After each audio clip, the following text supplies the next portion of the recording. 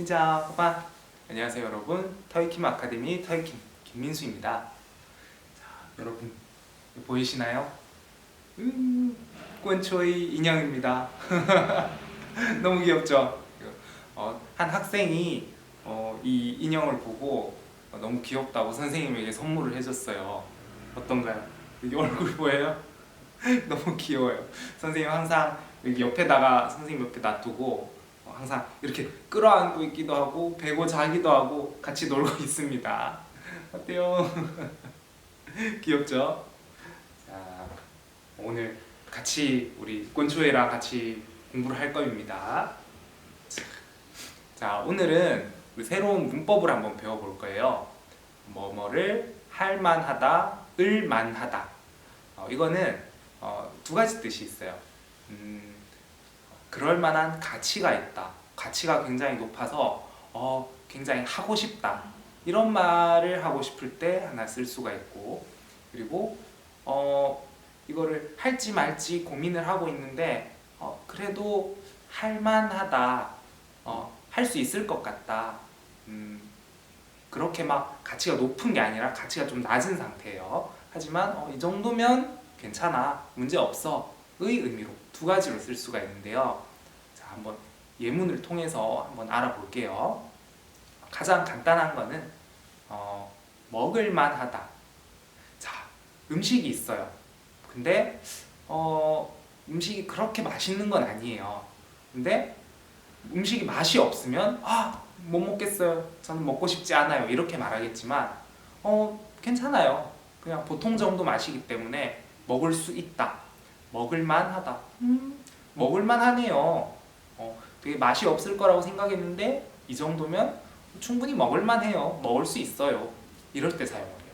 자, 또 비슷한 예로 우리가 음식을 만들어서 식탁에다가 놓아두었는데 이틀이 지났어요. 이틀이 지나면 음식이 상해서 냄새가 날 수가 있는데 지금 냄새를 맡아보니까 괜찮아요, 먹을만해요, 먹을 수 있을 것 같아요, 이렇게 사용할 수 있어요. 자, 그리고 그 소설책을 읽고 있어요. 근데 소설책이 너무 어려워요. 소설책이 너무 책이 두껍고 어려워서 읽기 어려울 것 같았는데 한번 이렇게 읽어보니 읽을만 해요. 조금 어렵긴 하지만 그래도 읽을 수 있어요. 이럴 때 사용을 합니다. 자, 그리고 아까 전에 한 가지 더 쓰는 방법이 있다 그랬죠. 충분히 그럴 만한 가치가 있다. 자, 음식이 있어요. 정말 맛있어서 정말 먹을만 합니다. 충분히 먹어볼 가치가 있습니다.